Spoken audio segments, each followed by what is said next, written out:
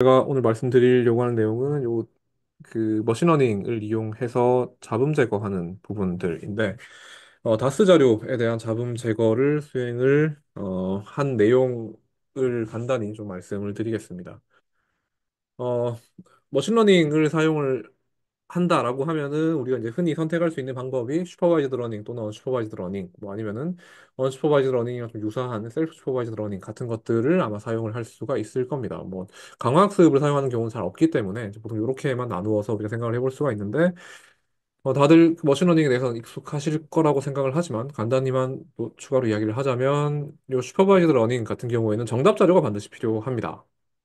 여기 이제 무조건 정답 자료, 레이블 자료가 필요하다라는 특징을 가지고 있고, 언슈퍼바이즈드 러닝 같은 경우에는 우리가 특별히 이 익스플리시트하게 또 만들어 줘야 하는 정답 자료는 필요하지는 않습니다. 그러니까 레이블 자료가 필요 없다라는 게 이제 얘의 가장 큰 장점이라고 할 수 있겠죠.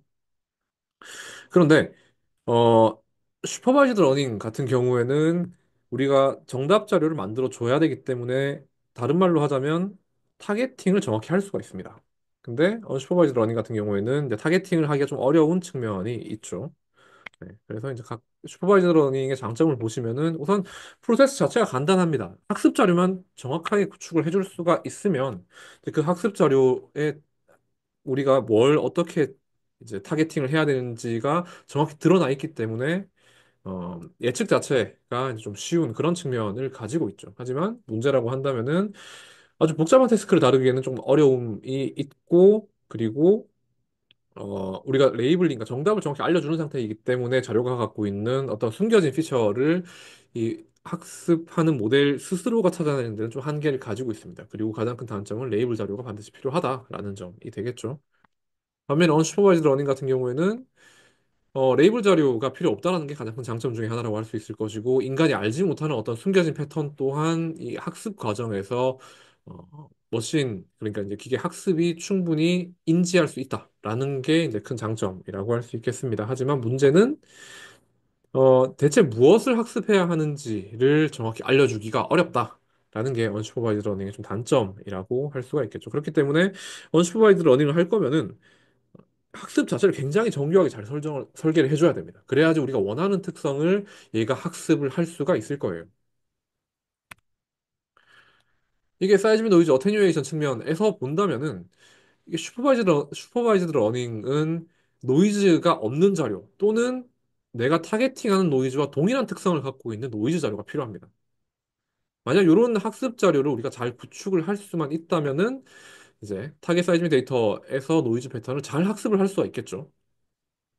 하지만 문제는 아까 이야기했다시피 내가 원하는 노이즈 자료와 정확한 그러니까 내가 원하는 타겟에 포함되어 있는 노이즈와 정확히 동일한 특성을 갖고 있는 자료를 우리가 쉽게 구축할 수 있느냐 하면, 거의 대부분의 경우 쉽지 않은 경우들이 많습니다. 이제 이게 가장 큰 한계점이라고 할 수 있겠죠. 하지만 학습 자료만 우리가 정확하게 구축을 해줄 수가 있다면, 노이즈 자체를 타겟팅하기 매우 쉽고 학습 효과도 굉장히 좋습니다. 반면에 언슈퍼바이즈드 러닝 같은 경우에는 우리가 노이즈 어테뉴에이션을 활용을 한다고 하면은, 어, 우선 자료도 워낙 많다 보니까 이제 특별히 레이블도 필요 없는 상황이니까 학습 자체에 접근하기는 쉽습니다만, 노이즈 자체를 타겟팅하기가 좀 어렵습니다. 대체 정답을 알려주지 않은 상태에서 얘 보고 뭘 학습을 해라 라고 알려주는 게 생각보다 쉽지 않다. 그래서 학습 효과가 생각보다 높지 않을 수 있다라는 것이 이제 좀 한계점이라고 할 수 있겠죠. 그래서 제가 2024년 KSEG 추계 학술 대회에서 발표했던 내용이, 요 셀프 슈퍼바이즈드 러닝이라고 적혀 있긴 하지만 거의 언슈퍼바이즈드 러닝의 컨셉을 따라가고 있습니다. 그래서 이제 요 다스 자료에 포함되어 있는 이런 커먼 모드 노이즈나 랜덤 노이즈나 아니면 이런 리니어한 그런 노이즈들을 제거를 하기 위해서 네트워크를 세 개를 구축을 했었습니다. 그 세 개 네트워크로 순차적 캐스케이드 방식으로 이제 노이즈를 제거하는 방식을 택해서 잡음을 제거해보니까 어느 정도 효과는 있었습니다만, 여전히 남아있는 랜덤 노이즈나 아니면 타겟팅했던 노이즈가 잘 지워지지 않는 그런 한계점들이 나타났죠. 그리고 구조 자체도 좀 복잡합니다. 이 세 개의 네트워크를 순차적으로 활용을 해야 되다 보니까, 뭐 따로 익스플리시트한 레이블링 과정이 필요 없다라는 거는 큰 장점이긴 하지만, 이렇게 했음에도 학습 효과가 매우 뛰어나냐 하면 이제 그렇지는 않다라는 것이 조금 한계점이 되겠죠. 그래서 이제 슈퍼바이즈드 러닝을 쓰려면 근데 대체 어떻게 해야 되느냐? 이 슈퍼바이저드 러닝을 쓰는 방법은 되게 간단합니다. 학습 자료만 잘 만들면 돼요. 학습 자료를 그럼 어떻게 잘 만들 거냐 하면은 앞서 보여드렸던 요 자료 같은 경우에는 어, 저 경주에서 VSP 다스 자료를 취득을 한 건데 이거 액티브 소스, 바이브로 사이즈를 써서 얻은 자료입니다. 그러다 보니까 이제 레이블링을 하기 위한 정확한 학습 자료를 만들기가 좀 쉽지가 않았죠. 그렇기 때문에 어쩔 수 없이 이제 셀프 슈퍼바이즈드 러닝 컨셉으로 이 자료에 접근을 했었고 잡음 제거를 수행을 했었는데 만약에 우리가 정답 자료를 쉽게 구축할 수 있는 환경이라면 당연히 슈퍼바이즈드 러닝을 쓰는 게 훨씬 효과가 좋을 겁니다. 그래서 이제 슈퍼바이즈드 러닝을 써서 탄성파 자료의 잡음 제거를 어떻게 수행을 할 수 있는가 하면은 우선 요 연구 같은 경우에는 2021년도에 자원공학 계제에 제가 논문을 낸 건데 어떤 컨셉이냐 하면은 이제 스트리머 자료, 그러니까 해양 스트리머 자료에서 노이즈를 제거를 하기 위해서 잡음 자료를 따로 취득하는 그런 연구를 한번 수행을 한 적이 있습니다. 이게 뭐냐면은 요게 스파커 통신원으로 얻은 자료이고 요거는 여기 보시면은 검은색 라인으로 나와 있는 부분이 실제 자료를 취득해야 하는 트랙 라인이 되겠고 빨간색 부분도 아주 작게 나와 있는 이 부분이 트랙 라인 들어가기 전후에 추가로 자료를 취득을 한 겁니다. 근데 어떻게 취득을 했냐면 소스 파이어링을 안 했어요. 보통 라인에 들어가기 전에 스트리머는 다 펴놓고 들어가죠. 요 라인을 쭉 들어갈 때 이렇게 그 스트리머를 일직선으로 만들기 위해서 조금 라인 시작 전에 그 배 헤딩을 잡아 놓습니다. 그때 스트리머가 다 펴지든 다 펴지지 않든 어쨌든 간에 소스 파이어링을 안 한 채 레코딩만 하면은 요 해역에서 들어올 수 있는 대부분의 잡음들이 다 기록이 됩니다. 뭐 해류에 의한 잡음이든 파도에 의한 잡음이든 뭐 바람이든 아니면 배에서 기인하는 잡음이든 아니면은 뒤에서 당기는 테일 부위 잡음이든 모두가 다 기록이 되게 됩니다. 그렇다는 건 요 자료 내에 포함되어 있는 상당수의 잡음 특성을 갖고 있는 잡음 자료를 취득할 수 있다는 거죠. 요 잡음 자료를 가지고 보시면 이제 뭐 베슬 노이즈라든가 아니면 테일 부위가 당기는 노이즈라든가 아니면 랜덤 노이즈 다 기록이 된 것을 확인할 수 있고 이제 요거를 이용을 해서 학습 자료를 구축할 수 있는 거죠. 그러니까 정답에 가까운 잡음 자료를 우리가 구축을 할 수 있다는 겁니다. 우리가 스트리머 탐사를 하는 경우에는 뭐 코스트도 거의 크지 않습니다. 왜냐하면은 어, 라인에 들어갈 때는 당연히 배 헤딩을 잡기 위해서 어, 그 스트리머는 항상 펴놓고 있는 펴 놔야 되는 상태. 그러니까 스트리머를 펴기 위해서 배 헤딩을 잡고 들어가야 되는 상태이기 때문에 뭐 추가적인 코스트 없이 이렇게 자료를 얻을 수가 있고 이제 요걸 통해서 요 DNCNN이라는 아주 간단한 구조를 써서 모델을 학습을 하게 되면은 요때 사용한 그 잡음 자료는 이제 탐사에서 취득한 잡음 자료이고 요거는 탐사 환경과 유사하게 모델링을 한 겁니다. 그냥 그 어쿠스틱 그 뭐냐 웨이브 프로파게이션 모델링을 간단히 수행을 해서 두 개를 이제 랜덤한 진폭 비율로 더하는 방식으로 학습 자료를 구축을 하고 이걸로 모델 학습을 하는 거죠. 정답은 우리가 알고 있으니까 얘의 특성을 잘 학습할 수 있는 모델을 잘 학습을 한 다음번에 어플리케이션을 해보면 요게 잡음 제거 전입니다. 요게 잡음 제거 후예요. 이게 예측된 잡음인데 보시면은 뭐 대부분의 위치에서 잡음들이 잘 예측되어 있는데 이런 부분 보면 이제 아주 하이 프리퀀시의 노이즈 그 신호들이 일부 잡음으로 예측되어 있는 것들은 좀 확인을 할 수가 있습니다. 이런 것들은 아마 학습 자료를 만드는 과정에서 그 신테틱 자료의 주파수를 좀 잘 조정을 하면 아마 해결될 수 있는 부분이지 않을까 싶습니다. 이제 이런 컨셉으로 연구를 한 적이 있는데 요거는 학습 자료를 어떻게든 잘 구축을 하면, 그러니까 우리가 타겟으로 하는 자료의 잡음 특성을 잘 반영할 수 있는 학습 자료를 어떻게든 잘 구축을 하면은 잡음 제거가 성공적으로 수행될 수 있다라는 것을 보여주는 것이고, 이제 이런 컨셉을 요거는 이제 뭐 스택한 자료인데, 뭐 잡음, 이게 프리스택에서 잡음을 제거하다 보니까 이제 스택한 자료에서는 잡음 제거 성능이 아주 뛰어나게 막 드라마틱하게 개선된 성능까지는 보여주진 않습니다만 어쨌든 보시면은 잡음이 좀 많이 지워진 것을 확인할 수가 있죠.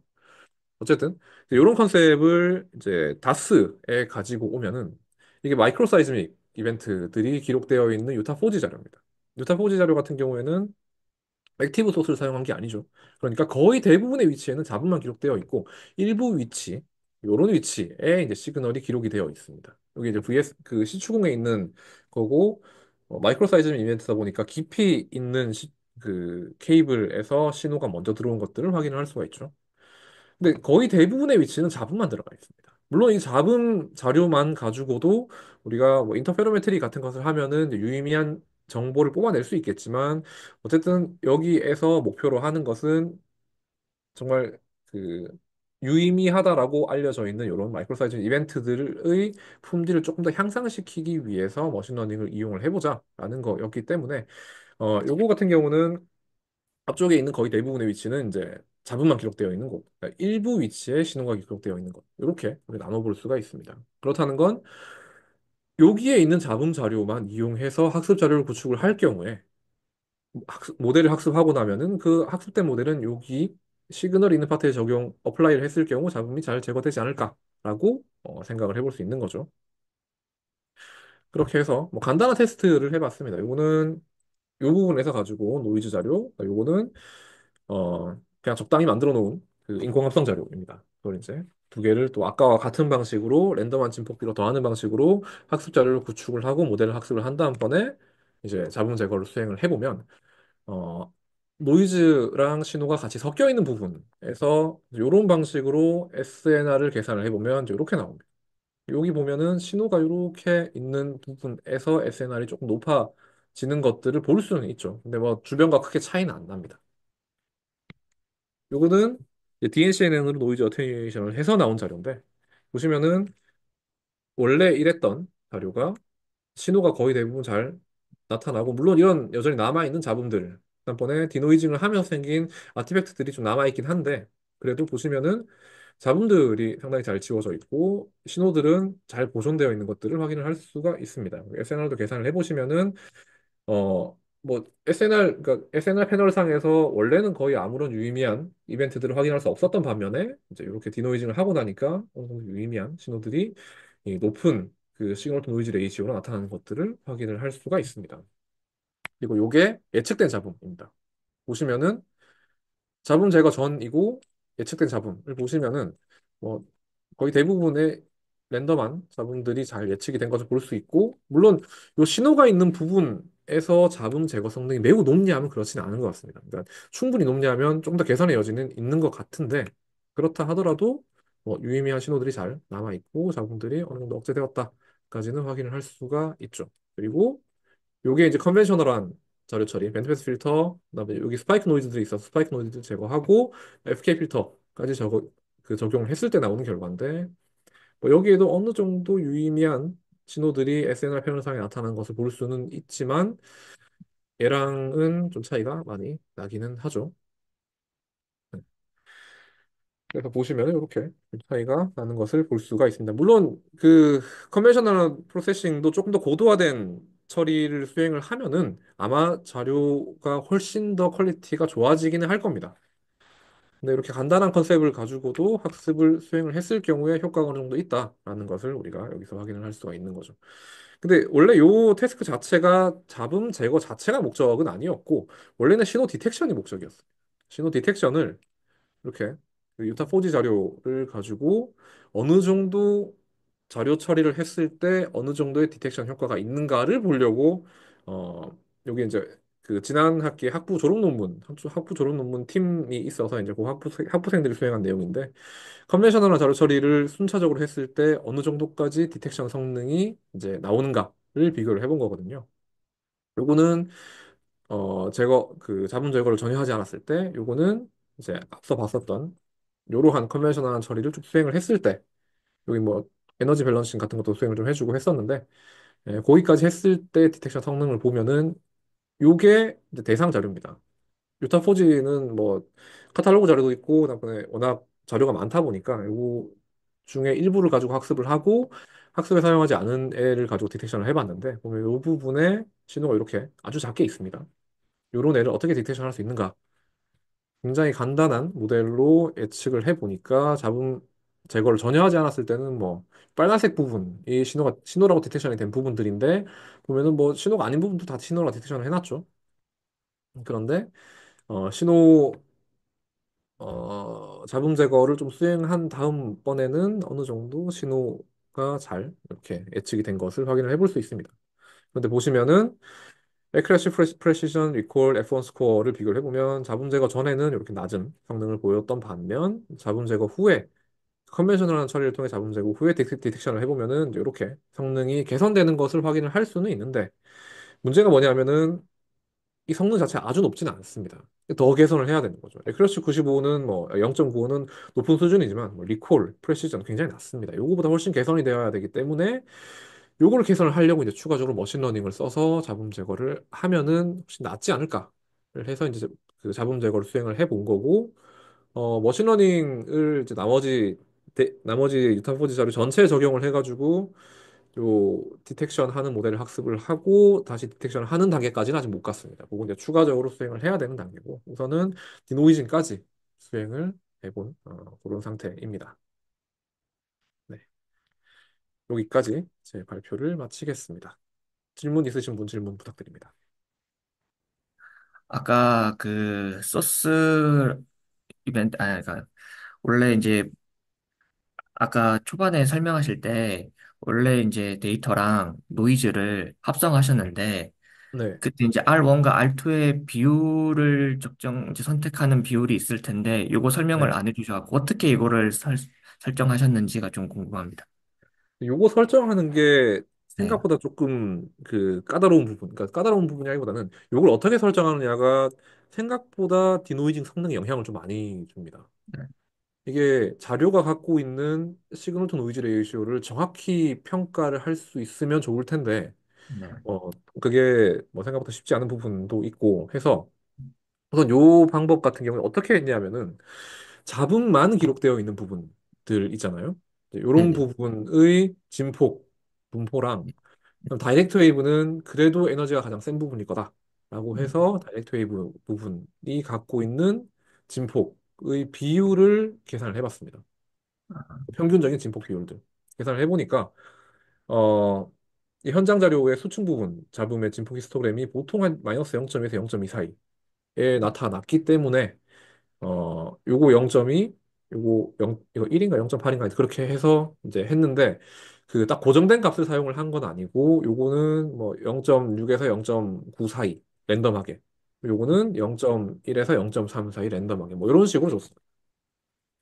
근데 어느 정도의 이거는 범위는 예, 주시고 그 범위는 안에서 좀, 랜덤으로요. 예, 랜덤으로 이제, 요 패치를 네, 잘라서 두 개를 합칠 때, 네네. 랜덤하게 값을 곱하도록 되어 있습니다.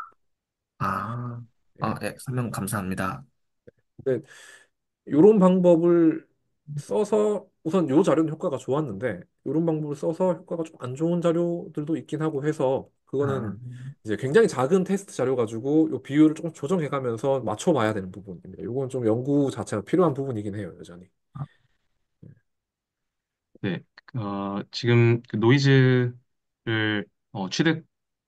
첫 번째는 취득한 거, 두 번째는 많은 자료 중에 얻어서 한 걸로 제가 들었는데, 첫 번째인 경우에는 지금 신텐틱 자료 만들기가 생각보다 수월할 것 같은데, 그 네, 송신원에 대한 정확한 정보를 가지고 있고, 거기에서 이제 신테틱을 만들면 유사하게 만들 수 있을 것 같은데, 두 네, 번째의 경우에는 이제 이 미소진동 자료 가 어떻게 보면 시그널인데 이 네, 시그널에 대한 신테틱을 만들 때 어떤 식으로 사실 현장 자료랑 좀 유사하게 만들어야 이게 신호랑 노이즈를 분리했을 때 이게 현장 자료에도 잘 적용이 될 것 같은데 네. 이거는 어떻게 신테틱을 만드셨는지 좀 궁금합니다. 우선 결론부터 이야기하면은 요 자료를 위해서 따로 신테틱을 만들진 않았습니다. 왜냐하면은 사용한 네트워크 자체가 레지듀얼 러닝을 하는 방식이라서 그러니까 요 잡음이 포함되어 있는 자료에서 잡음의 특성을 뽑아내는 그런 네트워크입니다. 다시 이야기하자면 여기 백그라운드에 들어가 있는 클린 데이터가 뭐가 들어가든 크게 상관은 없습니다. 근데 한 가지 경험적으로 봤을 때 그나마 여기에 있는 이 실제 시도랑 백그라운드로 사용한 요 클린한 데이터가 특성이 유사하면 유사할수록 성능이 좋아지긴 하더라 정도까지는 이제 경험적으로 확인을 했었습니다. 그러니까 쉽게 이야기하자면 요 신테틱 데이터 대신에 뭐 사람 사진 집어넣어도 노이즈 특성을 이해하는 데는 크게 문제 없습니다. 그러니까 일반 사진을 집어넣어도 학습이 됩니다. 노이즈 예측할 수 있어요. 네, 근데 이제 그러면 이제 그게 예, 크게 중요하지 않기 때문에 그래도 이제 저희가 사이즈믹 그냥 일반 신테틱 만들 때 하는 데이터로 학습을 했다라는 말씀이신 거죠. 크게 예, 상관이 없지만 그나마 유사하게 이런 웨이블릿 같은 걸 만들기 위해서. 예. 네, 왜냐면은 특히 요 예제 같은 경우에는 그래도 신호의 리키지, 그러니까 예측된 잡음에서 신호의 리키가 잘 보이진 않는데, 그렇지 않은, 그러니까, 뭐, 딱 요 자료는 아니면 다른 자료 같은 경우에는 신호의 리키지가 생기는 경우들도 있거든요. 이제 그거는 백그라운드에 들어가는 요 자료의 주파수 성질을 조금만 조정을 해주면은 개선이 되는 경우도 있고, 아니면은 이 잡음 자료를 조금 더 잘 구축해야지 개선되는 경우도 있고 합니다. 이게 우선 레지듀얼 네트워크를 사용을 하기 때문에 얘 아주 크게 영향을 받는 건 아니지만 그래도 어느 정도 영향은 있는 편이다 정도로 이해를 하시면 될 것 같습니다. 그래서 요 네. 정도로만 해줘도 크게 문제는 없더라고요. 요 자료 같은 네, 경우는. 알겠습니다. 네. 저도 질문 하나만 드리겠습니다. 네. 그, 이 연구하셨을 때 앞에 그 네트워크 구조 보여주신 거에서 네. 그럼 그 로스 펑션은 최종 그 노이즈 예측한 게 아니라, 아니요. 방금 아, 보여주셨던, 네. 요거요. 예. 네네. 여기서 로스 펑션 같은 경우에는 노이즈 예측한 거가 아니라 아웃풋을 가지고 로스 펑션을 만드신 건가요? 어, 어, 노이즈로 만들었다고 됩니다. 노이즈로 로스 펑션을 만들었다고 봐야 돼요. 그러면 네. 네트워크의 최종 출력은 어쨌든 노이즈가 나오니까 그 노이즈가 실제 더하기 전 노이즈랑 일치하는지를 가지고 음, 하신, 네. 노이즈를 네. 더하기 전 클린 자료랑 얼만큼 일치하는지를 이제 뭐 하긴 하는데 로스 펑션 내에서는 정답인 노이즈랑 제가 자료에서 예측한 노이즈 두 개를 빼게 되어 있어요. 음, 이거는 그냥 단순히 좀 궁금해서 여쭤보는 건데 혹시 유넷 구조를 안 쓰시고 이렇게 하신 이유가 따로 있나요? 유넷 구조도 써봤습니다. 유넷 구조 써봤는데 이게 그 DHNN 구조가 디노이징에서 워낙 유명한 구조이다 보니까 우선 그걸 사용을 했고, 그다음 유넷 자체를 사용을 하게 되면은 학습이 아주 많이 진행되었을 경우에 이게 컨캐테네이션 있잖아요. 컨캐테네이트를 하는 단계에서 압축 단계에 남아있던 노이즈가 그 아웃풋 단계로 그러니까 디코딩 단계로 전달되는 그런 문제가 좀 있습니다. 그래서 이제 유넷을 사용을 하니까 오히려 그 어, 신호의 리키지가 생기거나 아니면 잡음 예측 성능이 매우 뛰어나지는 않더라인데 요 네트워크 같은 경우에는 뭐 요 저자가 주장한 바에 따르면은 이게 인코딩 디코딩 형태가 아니라 매 단계마다 요 피처 맵의 크기가 다 똑같습니다. 개수만 달라지고 그 크기가 똑같다는 거는 이게 압축 팽창이 아니기 때문에 자료의 소실을 최대한 막을 수 있다. 그러니까 원래 원본 자료가 갖고 있던 잡음의 특성을 최대한 보존한 채로 갈 수 있다. 라는 뭐 주장을 하고 있죠. 사람이. 네. 그래서 우선 뭐 저도 이제 수학적으로 윤핵 구조가 갖고 있는 단점을 증명을 해본 건 아니지만 경험적으로는 이제 디노이징 할 때는 오히려 유넷이 특히 그 레지듀얼 네트워크를 사용하는 단계에서는 얼만큼 그러니까 A보다 효과가 더 좋냐 하면 그거는 잘 모르겠습니다. 그렇지는 않은 것 같아요. 대신에 신호를 예측해야 되는 상황이라면은 이제 압축 팽창이 반드시 들어가야겠죠. 네. 그런가요? 그렇지 않을까요? 뭐 꼭 그렇다고는 할 수. 어? 근데 노이즈 투 노이즈와 같은 언슈퍼바이저드 러닝을 사용을 하는 경우에는 무조건 압축 팽창이 들어가야 아마 잡음 제거가 제대로 수행이 될 겁니다. 그래서 이게 저도 보면서 갑자기 생각이 든 건데 이게 유넷 구조가 어쨌든 풀링이랑 언풀링 과정을 거치기 때문에 네, 저도 그 과정에서 좀 하이 프리퀀시 성분들이 좀 많이 소실된다라는 거를 본 적이 있어가지고 아마 말씀해주신 게 그거랑 좀 비슷한지 않나라는 생각이 네, 아마 드네요, 이제. 정보에 소실이 좀 있을 거예요. 네. 노이즈 그래서 측면에서 봤을 때. 노이즈들은 보통 하이 프리퀀시 형태로 나타나니까 이게 더 네. 좋은 구조일 수도 있겠네. 그리고 이게 전체적 레지디얼 넷이라고 하는 게 그 노이즈를 예측하기 때문에 이름이 레지디얼 넷이라고 붙은 건가요? 근데 이게 요 저자는 네. 이제 레즈넷에서 요 구조를 가지고 왔다라고 하는데 레즈넷 같은 경우에는 얘랑 좀 많은 부분이 다르죠. 왜냐하면 각각 블록에서 예. 레지듀얼 러닝을 하는 반면에 얘는 제일 마지막에 그냥 쇼컷을 한 번 음, 빼줄 뿐이거든요. 얘는 블럭마다는 그냥 일반 CNN인 예, 거죠, 일반 그러면? 시엔. 네, 알겠습니다. 감사합니다. 저는 요 내용이랑은 조금 관계가 없는 질문을 좀 그 디스커션을 위해서 하고 싶은데 어떤 사람이 논문을 썼는데 어 이제 그 어떤 특정한 위치에서의 1D 벨로시티 프로파일을 어떤 탐사 자료를 통해서 이제 얻을 수 있는데 그거를 신테틱 자료를 합성을 해가지고 트레이닝 데이터를 많이 만들어 놓은 다음에 그걸로 학습을 시켜서 1D 벨로시티 프로파일을 뽑아내는 걸 만들고 그 특정 지점들에서 이제 그 데이터 이제 그 탐사 자료로 한 것들로 이제 속도 프로파일을 만든 다음에 그다음에 그거랑 다른 탐사 자료, 서피스에서의 탐사 자료를 가지고 그 지금 구해놓은 그 1D 벨로시티 프로파일을 이제 정답으로 사용을 해서 서피스 사이즈믹 데이터로부터 속도 모델을 예측하는 그 딥러닝 모델을 하나 만들어서 이거를 전체 지역에다 이제 사용해서 각 지점마다 속도 1D 벨로시티 프로파일을 다 만들어서 합치면은 이제 뭐 3D 속도 모델이 나올 수 있을 거잖아요. 네. 이 방법을 그 사람은 셀프 슈퍼바이즈드 러닝이라고 부르는 거예요. 과연 어, 이게 셀프 슈퍼바이즈드라고 할 수 있을까? 그 다른 분들의 의견을 듣고 싶습니다. 근데 셀프 슈퍼바이저드 러닝이라는 게 정말 정의하기가 어려운 부분인 것 같습니다.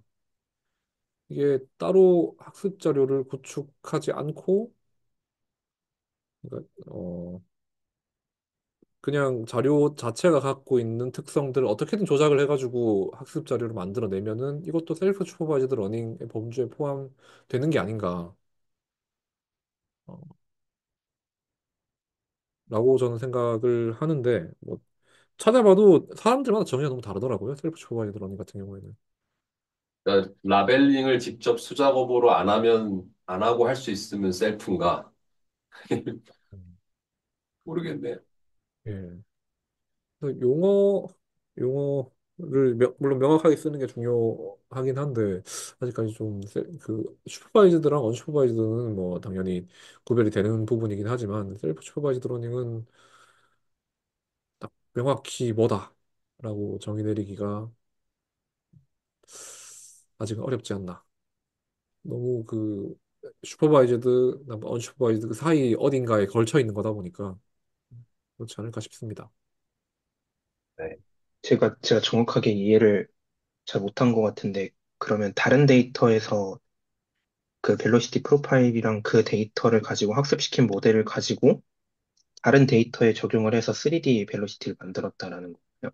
그러니까 두 가지 단계가 있는데 첫 번째는 어, 그 1D 벨로시티 그러니까 한 스팟에서 1D 벨로시티 프로파일을 예측해내는 모델이 있는데 그거는 그러니까 보홀에서의 탐사한 자료를 가지고 그걸 만드는 건데 이거를 신세틱 데이터 가지고 학습을 시킨 모델 갖고 이제 그 답을 구하게 했고 그다음에 이제 두 번째는 이제 3D 벨로티 모델을 만들고 싶은데 어떻게 했냐면 그 아까 그 보홀에서 한 탐사 자료로 이제 우리가 특정 위치에서의 1D 벨로시티 프로파일은 알고 있으니까 그거랑 이제 서피스 사이즈믹 데이터 그 부분에 해당하는 서피스 사이즈믹 데이터랑의 관계를 학습하는 모델을 또 따로 만들어 가지고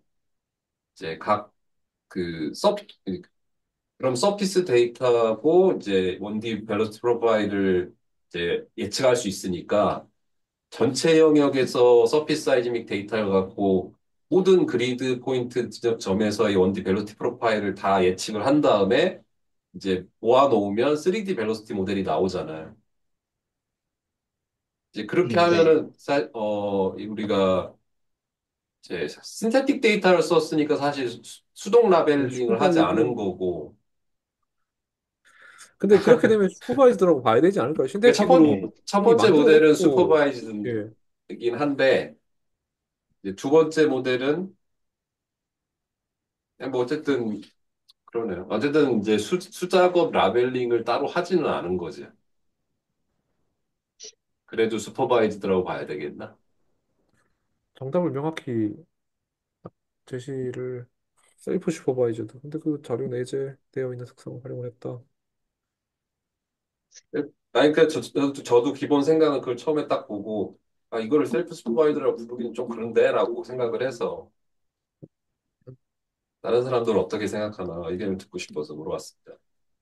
근데 이거 제 생각에는 조금 그 셀프랑 그냥 슈퍼바이즈드를 떠나서 너무 제한된 정보로 찾은 근사식으로 많은 거를 처리를 하게 되는 게 아닌가라는 생각이 드네요. 아니, 그거는 이제 원디 벨로시티 프로파일이고, 너무 간단하기 때문에 사실은 신세틱으로 해도 충분히 그건 나올 수 있는 거기도 하고, 이제 실제 데이터 갖고 해석을 하면 오히려 더 약간 미분 비슷해가지고 오차가 더 크게 이상하게 속도가 나오는데 신세틱으로 하면 좀 더 음. 매끄럽게 더 잘 나온다라고 얘기를 해서 아니, 뭐 내가 생각해도 그건 그럴 것 같고 그러니까 그 원디 벨로티 프로파일을 추정하는 모델 자체가 제한적이지는 않은 것 같고 마치 저기 뭐야 이 상인이가 한 것처럼 디스퍼션 이미지 갖고 원디 SOA 벨로시티 프로파일 만드는 것처럼 데이터만 충분하면은 뭐 대부분의 케이스들의 어느 정도 리즈너블한 속도를 줄 것 같긴 한데 성능은 뭐 여러 가지 뭐 그거 경우에 따라 다를 수 있겠지만 어쨌든 방식 자체가 셀프 슈퍼바이즈냐 아니냐가 궁금했던 거지. 음. 제가 생각하기에는 말씀하신 것처럼 첫 번째 단계랑 두 번째 단계를 각각 보면 이 슈퍼바이즈드가 맞는데 예. 인풋 넣은 거에서 최종적으로 나온 거를 봤을 때는 어떻게 보면 더 셀프 슈퍼바이즈드라고 정의할 수 있을 것 같아가지고 약간 전영 교수님 말씀하신 것처럼 조금 엄연히 하면은 두 단계 슈퍼바이즈긴 하지만 그 첫 번째 슈퍼바이즈도 결국 학습으로 된 라벨링이기 때문에 크게 보면 또 셀프 슈퍼바이즈드라고 생각할 수 있지 않나 어려운 문제인 것 같습니다. 네.